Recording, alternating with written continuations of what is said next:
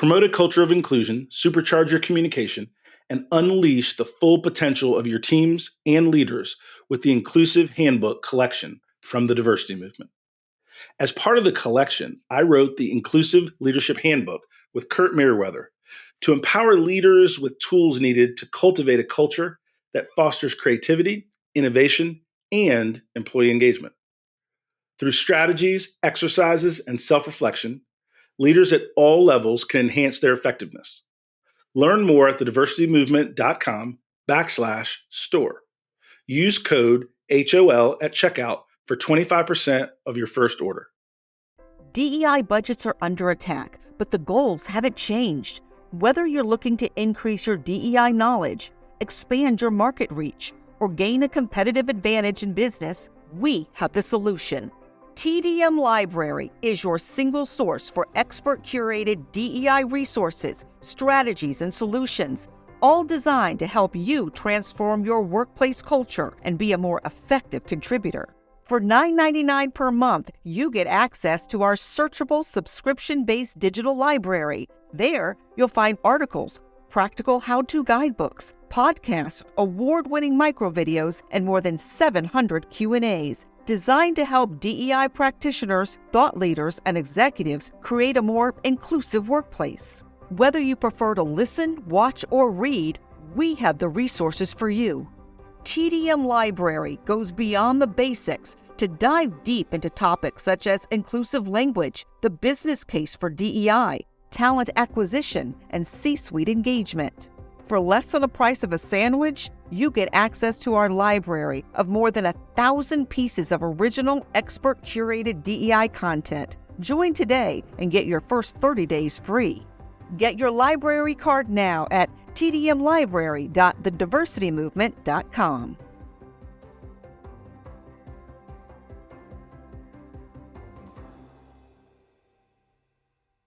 You can't stop me, nothing's gonna stand in my way. Nothing. I'm gonna fly higher.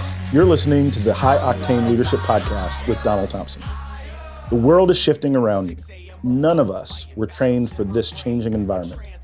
You need high octane leadership in an empathetic world before your business is swallowed alive.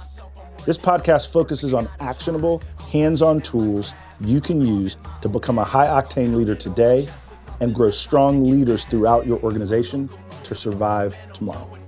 Join me along with global C-suite leaders, rising stars, ambitious entrepreneurs, and other leaders from across industries as we dissect, interrogate, and redefine high-octane leadership in an empathetic world. This podcast is your home for uncovering the tools, lessons, and strategies you need to push your leadership to the next level. I have a good friend with me today, Tru Pettigrew. He enters his second year as the Chief Diversity Officer of the Minnesota Timberwolves, but also is the Diversity Officer for the Minnesota Lynx, the Iowa Wolves, as well as the T-Wolves Gaming. And so a big portfolio in the sports and entertainment space for DEI. And Tru, thank you very much and welcome. Oh, Don, thank you for having me, man. I'm a huge fan of yours, so it is truly a pleasure for me to be here and sharing this space with you. So one of the things, Tru, that I want to dive into is a lot of organizations, and entertainment and athletic organizations no different, are now making diversity at the forefront in their C-suite.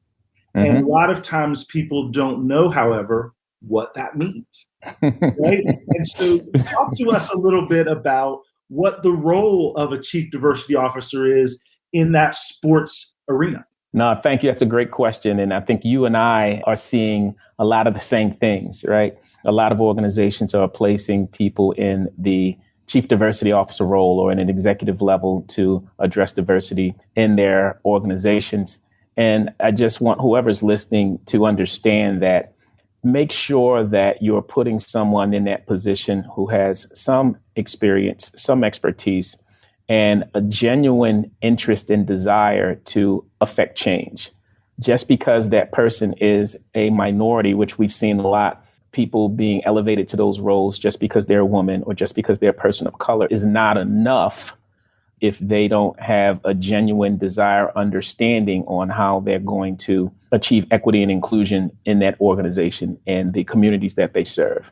So in sports, for me, some of the things that I've prioritized when I first came on board was workforce diversity, fan base diversity, and supplier diversity. And that's internal. And then externally, really we're in Minneapolis, right? So it is a lot of healing that still needs to be done in this community. A lot of disparities and inequities that exist across this state, across the Twin Cities, and across the state at large. And so really focusing on how we, as an influential institution in this region, a sports franchise, can leverage our position to help address those disparities and inequities and provide resolution, healing, and reconciliation. That's a powerful answer, and I really appreciate it. And I'll dig another layer deeper with that same genre. You see a lot of what's going on in the diversity and equity space general. You've run your own business for many years as a speaker, and now you're a little bit more focused on the sports arena. Who's doing it right? Where are some beacons of light to where you see organizations across the sports and entertainment landscape that are doing things that we should applaud? A lot of times we talk about things that people are doing wrong. I want to give you some space to tell us what the Timberwolves and others that you see are doing to make that positive impact. I'll start off by shouting out our leadership and board of governors within the Timberwolves and Lynx organization. Since bringing me on board, I'm extremely fortunate, Don, in that there has been nothing but support for me to be able to be successful in this role. Glenn Taylor, our current board of governor, who has ownership of the team right now, our limited partners that are transitioning into this role of Mark Laurie and Alex Rodriguez, understand the importance. But I really want to give the biggest props and shout out to our CEO, Ethan Casson, who is at the helm of these 4 franchises. And you know this, if this is not something that comes from the top and can be cascaded and permeated throughout the entire culture of the organization, it's not going to work. And so to have the support that Ethan has shown has really been a blessing for me. And I've grown to realize not all CEOs are created equal, right? So I tell people to take a look at Target. Target is doing a really good job. US Bank is doing a really good job in this diversity space and understand how they can impact change among the most vulnerable of our populations across the country, not just here. They're both based here in Minneapolis, but not just here, but across the country. And then some other sports franchises that I think are doing a really good job are the Cleveland Cavaliers, the Brooklyn Nets, the Dallas Mavericks. Those to me, are shining examples that we should be looking at for what it means to take this work seriously, roll up our sleeves, and do the work. Oh, that's powerful. And I appreciate that, because in the work that I'm doing with CEOs and businesses of all sizes, from startups to global enterprises, we tend to focus on what's not working, and there's plenty of that, right? Right. But in order to create and sustain momentum, we got to show some love to people that are putting real money, real message, real effort behind it as well. Yeah. That momentum stays. And so here's my question that I think will apply to the world of sports, entertainment, but also business. How do you keep the momentum going in your DEI efforts so it becomes a part of the fabric of how you grow your organization, not just something where it's a reaction, right, to something that happened in society? Well, one, having people like you in your network, because this work can be heavy and exhausting. And to quote the late, great Marvin Gaye, sometimes it makes you want to holler and throw up both your hands, right? But to be able to have a support system, I think DEI practitioners and leaders should understand the importance as we look to facilitate and empower and develop ERGs within our respective institutions, to develop your own ERG network of support for people that can help keep you lifted up, people that can pour into you, because this work can be draining and can be exhausting, and it requires a lot of emotional energy to be invested. And I think typically in the workplace, what gets celebrated and acknowledged is mental energy, like people that come up with the really good ideas and strategies and thoughts, right? We celebrate, we acknowledge that. Physical energy, right? Manual labor, people that can, take these 3 boxes from point A to point B, right? And I'm in the sports world. We definitely celebrate physical energy. I think what gets lost is the need and the value of emotional energy. I think we tend to believe that is something that is more of a social existence, but it requires a lot of emotional energy to do this work, to do this and to be successful at this work, and recognizing that and acknowledging that and surrounding yourself with people that will help lift you up and pour into you. And then engaging others and helping the organization recognize that, okay, this isn't a department within the organization that is going to wave a magic wand and help everyone understand how to be more inclusive and more equitable. This is the work of every single person in the organization to help achieve a more equitable and inclusive culture and environment. We are a resource to provide strategic guidance and direction, tools and insights, workshops and trainings to help everyone understand how they can be a better contributor to that. But it is the responsibility of the entire organization.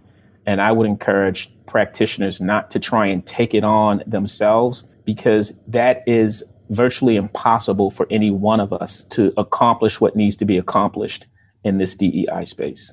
No, that's a powerful answer. And I'm posed with a similar question. We have to create an environment that it's a team lift. Right. Because when any one of us, right, stumbles, right, if someone's there to pick us up, to provide us that stability, you regroup and go again. Right. You're by yourself and you fall. It's harder to get up and go again. Absolutely. I appreciate that response very much.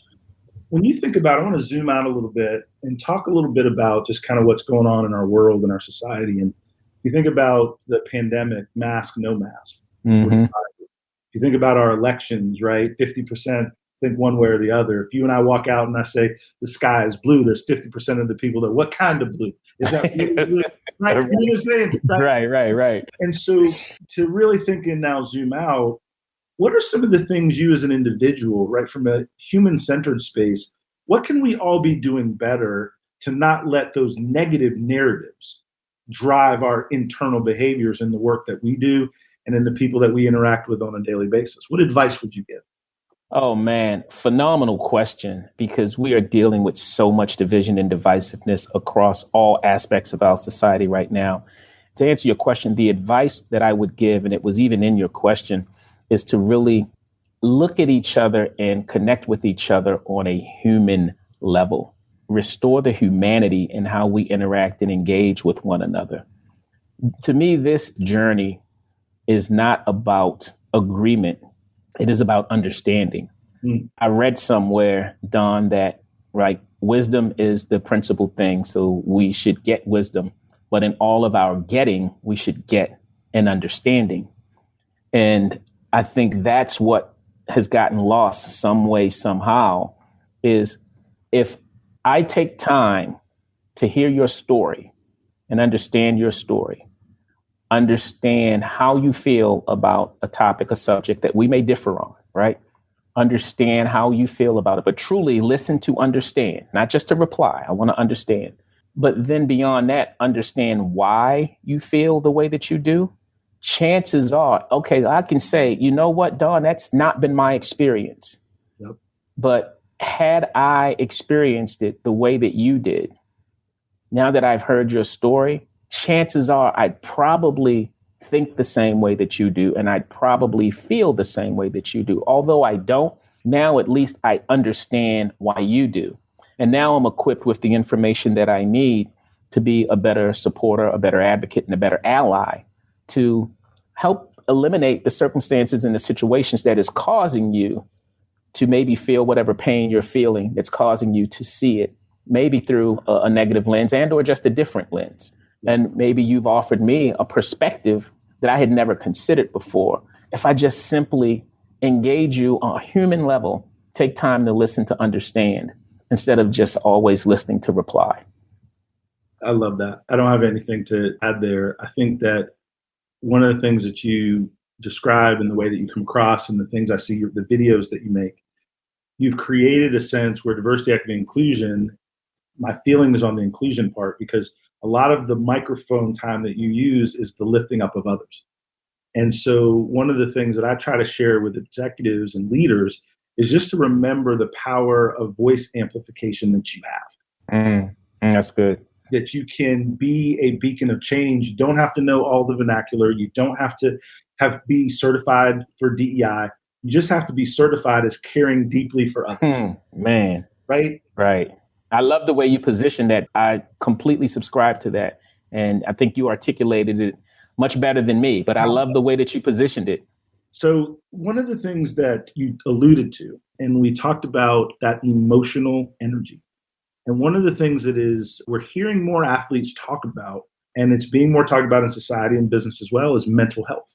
And that ability to speak openly about your strengths and weaknesses in areas that are not visible. Right? What are some of the things that you're doing, that the organization's doing, that you're seeing in this realm of mental health? Because a lot of times, I'll let you respond, but when we talk about diversity and inclusion, most people immediately go to race, gender, sexual orientation. And yes, these pillars are important, but there's a broad construct of DEI in terms of the work we're trying to do. What are some of your thoughts on mental health and how we can get the word out and improvement there? And what are you guys doing for your players? No, thank you for that question. I think it's so important, particularly in sports, because to your point, so much of the emphasis and focus has been on what athletes can physically produce and ignoring the mental health piece of it, the mental capacity piece that comes with that. And so we're working specifically with partners that focus on mental conditioning. And it's the mental conditioning of the athlete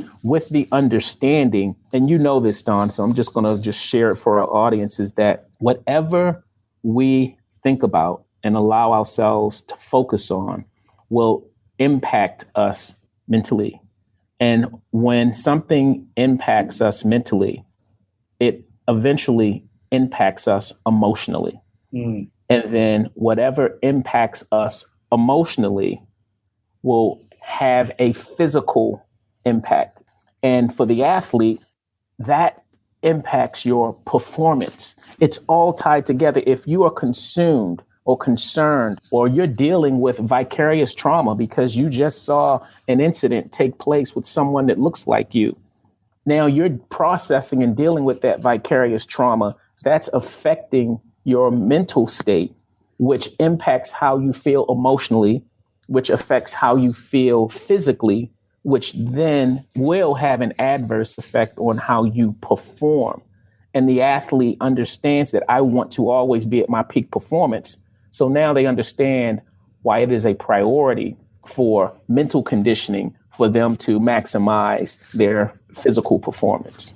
That is awesome and well said. And I think as we all get more educated about what productivity and performance really looks like, what it feels like, right, how it's embodied, that mental component is a big deal. And I grew up in a time, and I'm a Gen Xer, and that work ethic, right? Right.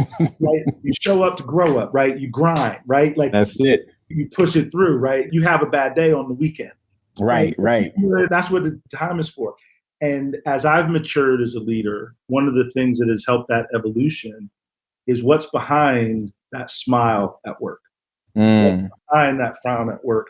And those things that are outside of the office or off the court, right, have that big impact. And I think of the positives that, and I always try to pull from positives, I'm really glad that there's more awareness to how people are working on and working through some different things. Yeah. No, same here. Space for that. Let's take a quick break. As a Black professional, I faced many challenges inherent to contemporary America. I had to fight to secure my place and fulfill my dreams. Underestimated, a CEO's unlikely path to success is my story.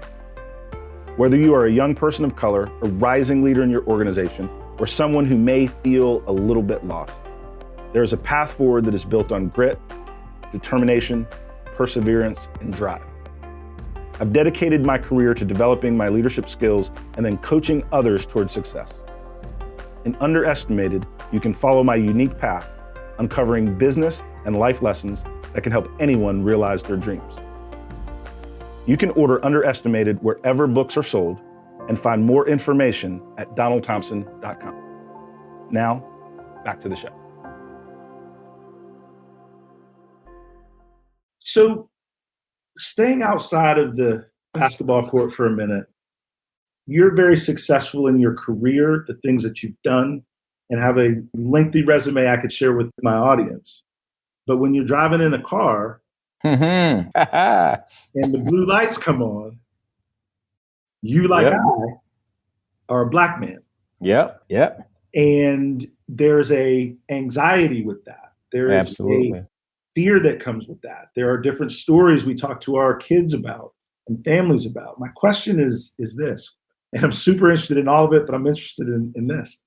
How do you move in the circles you move, grow in the way that you grow, without carrying a chip on your shoulder of the things you've seen, of the things family members have experienced, so that you can make progress in that business world? How do you balance those experiences with the things that you need to be and become to move forward and stay positive and stay whole and stay focused? Man, I will give a lot of the credit, at least for me, and we're all works in progress, right? Myself included. Still a work in progress, because I'd be lying if I didn't say it. I'm still not affected by a lot of things that have happened to me and a lot of things that I see happening to others. But I think what's really helped me in that, and I give a lot of credit to my son, and I'll try and make this story as brief as possible, Don, but we got a lot of cake. Okay. So grew up in Baltimore, was on the receiving end of excessive force quite regularly growing up in Baltimore, where I grew up.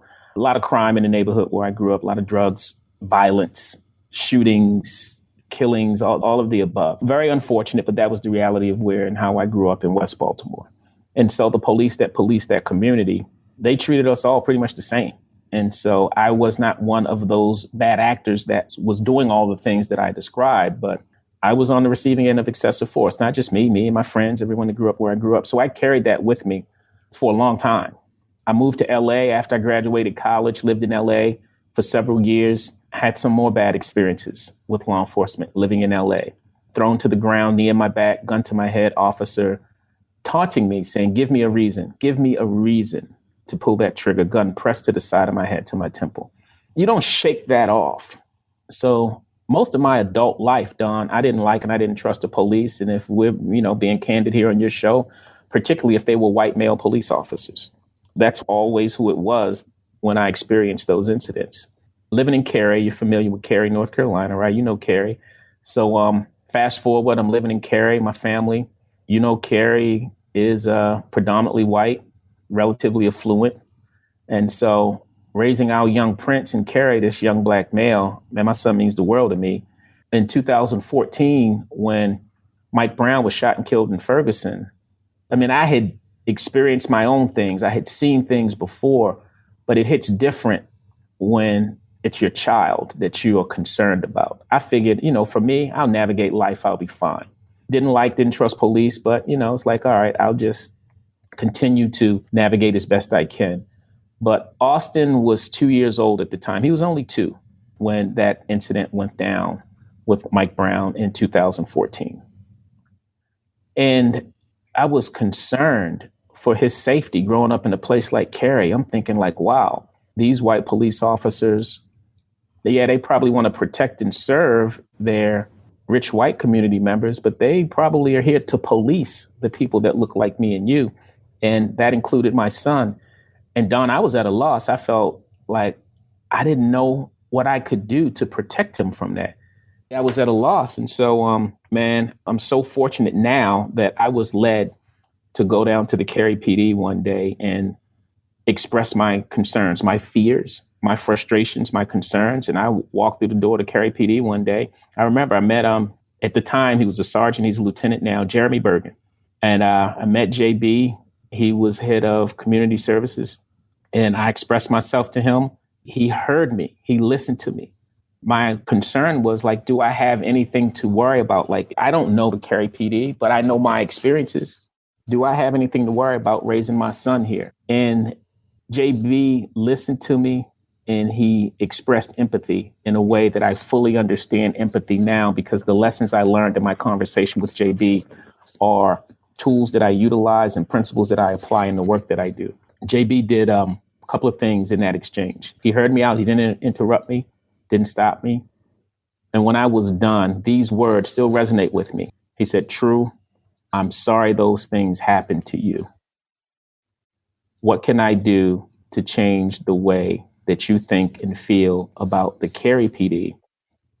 And what can I do to help change the way others in the community may think and feel about the Cary PD if it's similar to the way that you feel?" That moment, the empathy that he showed, one, it shocked me, it surprised me, and it moved me. And then he challenged me and he asked me, he said, "And what are some things you think you can do to help us change the hearts and minds of other people that may think and feel the way that you do?" And that led to an introduction to the chief, Tony Godwin, my brother TG, who to this day is one of my closest friends on the planet. And we're talking a 6'4", 200 plus white male police chief from the South, brother, which I never thought would be the reality of my walk. JB too. JB is my man to this day. So I responded to that challenge. I said, well, a lot of the conversations that we have about how we all feel about the police happens in the barbershop. I said, I'd welcome you to come join me at the barbershop. So the conversations that we're having, we aren't just having amongst ourselves. We can actually have them with you all, people who can actually do something about it once you hear the concerns. And I also want the guys in the barbershop to get to know the humans that I've gotten to know. Tony Godwin, Jeremy Bergen, and others. They accepted that challenge. They agreed to come to the barbershop. So we started doing what we call barbershop rap sessions in August of 2004, September of 2014. And that first one was a doozy, but it was effective. Much to Chief and JB's credit, they agreed to keep coming back. They said, "You know what, Tru, we want to continue to do this. We'll be back if Tron is the owner of the barbershop, Headliners Barbershop in Cary." They said, "If Tron will have us, we'd love to come back the first Saturday of every month," because it was the first Saturday when we did it, and kind of continue to do this. Don, we haven't missed a first Saturday since 2014. And even in the pandemic, we took it virtual. When I tell you that really helped me humanize law enforcement, it helped me understand the importance of empathy and the levels of empathy, emotional empathy, cognitive empathy, compassionate empathy, and what it takes to develop and strengthen those various levels of empathy for other human beings, regardless of their race, their gender, their creed, their background, their profession. So I credit my son for being the source of inspiration that led me to walk through the doors of the Cary PD back in 2014, that has helped me approach and engage and interact with law enforcement and anyone else that I interact with through an empathy lens, and recognizing that light and dark can't coexist in the same places. And I showed up once to science class in 7th grade, so I did understand that the definition of darkness is the absence of light. And I always found that fascinating. Like, the definition of darkness, it doesn't even stand on its own definition. Its definition is how it's its relation to something else. The definition of darkness is the absence of light. But the definition of light is a natural substance that reveals things, a natural agent that reveals things. So light doesn't show you anything new. It just reveals what's already there. And so darkness is the absence of light. So if someone approaches me from a dark place and there is darkness in their heart, in their demeanor, I have to now make a decision. Am I going to allow their darkness to eclipse my light, or am I going to allow my light to shine through their darkness? Because if the definition of darkness is the absence of light, there is an absence of light in that other person's life. And is it my responsibility to be the light that is absent in their life? And that is the approach that I take. But none of that happens. I learned none of those lessons if it's not for the love for my son. We all need to have proximity to something that moves us for us to be true learners in this space. For me, was when my daughter came out as gay. And I had to determine what biases did I or did I not have. Right. How strong is my love for my daughter? Is it truly unconditional? Mm-hmm. And when you have moments in your life that force you to decide, right, And for me, one of the things that is so powerful is as I've talked with Sierra so many times and asked her, what can I do and be to support what she's working through in this world? This world is not set up for her success. She's a black woman, gay. Right. This Sierra, we got the trifecta we working with. Right. That's real. I said, so we got to get to it. Like I said, we got to be aligned. And I said, do you need me to go to pride marches with you? What do I need to do to demonstrate in an outward way my love, my support, my compassion? She said, Dad, I don't need that. In the rooms that you're in, I need you to be my voice until my voice is as strong as your voice. That's what I need you to do. Wow. She said, there are plenty of folks that are allies and we appreciate it. There are plenty of folks that are advocates and we appreciate it. She said, but Dad, I need you to be my champion, and that's different. Right. And so it was a natural kind of culmination of that when we started looking at things with the diversity movement and how could we create a business from this? Because I do have an opportunity, as you do, to interact with influentials, with people that have the ability that if they want to move a needle in something, they can move a needle based on their experience, their checkbook, their stature. And so I thank you very much for that story about not only your son, but the empathetic reaction in that humanity that those police officers showed. Yeah. As Black men, it is so easy to only see and remember the narrative that's put out there and the experiences that we've had. Yep. And not give people an opportunity to show the different sides that they have as a unit as well. And I still, to this day, have that nervousness if I'm ever pulled over. Oh, same here. Absolutely. Right? Yep. But I no longer attribute it to all. No. That's been part of my growth a little bit. So I appreciate it. I've stopped saying the police did something to me. The things that happened to me. And I encourage other people when I'm in conversation with them to clarify when they say the police did this, the police did that. I was like, no, a police officer did this. A police officer did that, or maybe two or three. The police as a profession did not do that. And that's not to suggest that there is not systemic racism in this country, because I believe there is, embedded in our systems. And we're working, hopefully we're all working through that. But the police did not do that to me. That's powerful.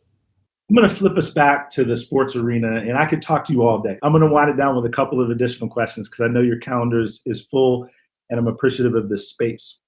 Sports is one of the most influential arenas for change in our society. Yep. Personally, I'm so glad sports are back with the pandemic and everything. It gave us something to unify around. I love the Pittsburgh Steelers, so I hate Cowboy fans. Right. But there's a love within that hate, if that makes sense. No, it does. Yeah, right? Because absolutely. We're cheering for our squad, right? Like that's what we're doing, and the game decides, and there's a winner or loser of the game and all that good stuff.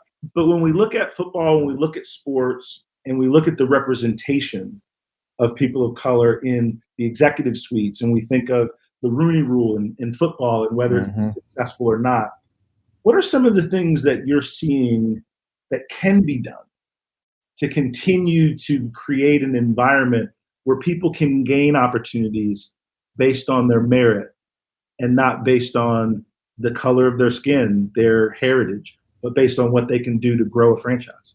Yeah, I think it's a couple of things, man. And thank you for that question.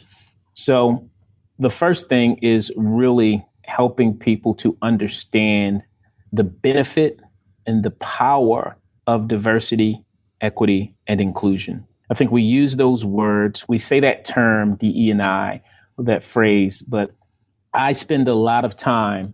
It's a engagement that I call DEI and Y, where let's define what diversity means. Let's define what equity means. Let's define what inclusion means, how they are all linked, but they are all still distinct. They have their own definitions. But then beyond that, understanding why they are important to our organization, to our franchise. And so recognizing that there are three primary forms of diversity. There is identity diversity, there is experiential diversity, and there is cognitive diversity. So the identity diversity is what we see, We see what we perceive to be someone's race based on the color of their skin, their gender, maybe their age. That's what we see. That's identity diversity. The identity diversity is what influences the experiential diversity, which is our lived experiences. So as a cisgender Generation X Black male, chances are my lived experiences are going to be very different than a gay, white, millennial female from the West Coast. But not because that's what we chose, because of how society views and perceives us. It is going to require her to navigate life differently than me. It is going to require me to navigate life differently than her, mostly because of how society views us, even if it's just on gender alone. But then there's the race, then there's the generation. And so the lived experiences are also going to be different because of geography, region, and just what was available to us as we were coming of age because of the different generations. So you've got the experiential diversity. And the experiential diversity is what informs our cognitive diversity, our thinking styles. We just think differently. We approach problem solving differently. We engage people differently. We collaborate differently. Therein lies the richness, is in the cognitive diversity, because that is what will allow your organization, your institution, your franchise to have someone that is present that can help contribute to levels of innovation, creativity, new products, services, ideas, and solutions that otherwise would not be present without that individual's presence.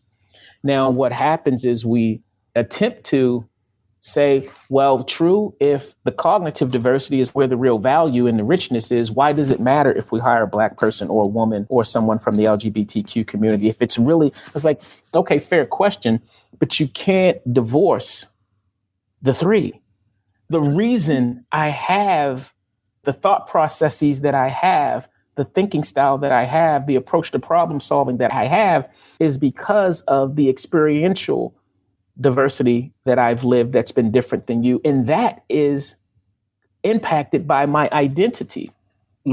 So and then there's studies, right? That's just more from a pure kind of continuum standpoint of understanding the definition and the forms of diversity that exist within us as humans. But then there's studies that say organizations that have female leadership that are in the top quartile of female leadership at their executive level outperform their counterparts by a 26% greater margin. That organizations and institutions that have racial and ethnic diversity that are in the top quartile of racial and ethnic diversity outperform their counterparts at a rate 38% greater. Like, there are studies that support that. And so if we understand why diversity matters, but going beyond diversity to be inclusive of the richness of diversity that is available to you, that is why we should be more focused on embracing diversity and realizing that diversity, and I just didn't even give at least the textbook definition, it's the state of being different. What jumps out to me about that definition, Don, is diversity is a state of being. It does not do anything on its own. It's going to exist tomorrow when you and I wake up, no matter what we do, it's going to exist. The question is, are we going to take the act of embracing that diversity to achieve inclusion and create a sense of belonging so that we can maximize the potential so that we don't have that imposter syndrome that's consuming my thoughts, that's affecting how I feel mentally and emotionally and physically, to stunt my performance and productivity. So now I'm not as engaged with my coworkers as I could be. It's affecting my performance, affecting productivity, affecting profitability. So am I going to do the things I need to do to make sure you feel a greater sense of belonging so I can maximize the potential, not only for you, but for the franchise organization and institution? I'm going to let that just marinate with the audience. I'm going to wind it down with this final question. What would you like to share that I haven't given you space, that I haven't asked? What are you doing that you and the Timberwolves or your consultancy would like to promote? As a last thought, what would you like to share with our audience? As a last thought, I just want to encourage people to take the time to get to know people that are different than you on a human level. Take the time to get to know others. I really think that is one of the keys to building bridges across all areas of division, whether it's racial divides, generational divides, cultural divides, divides of sexual orientation. Taking the time to get to know others, I think, is what I would just want to encourage people to do. I had a gentleman share with me, Don, after sitting in on one of our workshops, that said, wow, Tru, I've realized that after sitting in this workshop, everything that I've ever learned, believed, or understood, and this was a white gentleman, he said, everything that I've ever learned, understood, or believed about Black people, he said, I'm realizing now that all that information always came from other white people. And so I think we allow ourselves to lean on trusted information sources in our lives, which I think is a natural inclination. Like, I trust my grandfather. Of course, I'm going to listen to him. I trust my parents. I trust my teacher. These are people I'm going to listen to. But trusted information sources is not the same thing as a credible information source. And so I would encourage people to not allow your primary source of information about people that don't look like you to only come from people that look like you. Tru, this has been something I've been looking forward to for a while, and you haven't disappointed. I think the compliment I would give you is that the knowledge, experience, the success you had, you still just come across as who you are, which is authentic, which is real, and the goal to be helpful. And we appreciate it. No, thank you. I really appreciate it. So one of your earlier points, right? The work we're doing, the work we've chosen to do, there are days, right, where you go, man, there's easier ways. Right? There's easier ways to make money than this. You know what I mean? There's easier things to do than what I've chosen to do. And the thing that I think that you'll agree is on those days or on those fleeting moments, I just reflect on who does my part if I don't do my part. How about that? Right. And that usually kind of jogs me and I get back to it. But I don't have any other questions. Have a great rest of your weekend. And thank you very much for spending time with us. No, thank you. And thank you for all that you do. I mean it. You're a giant in this industry. So thank you.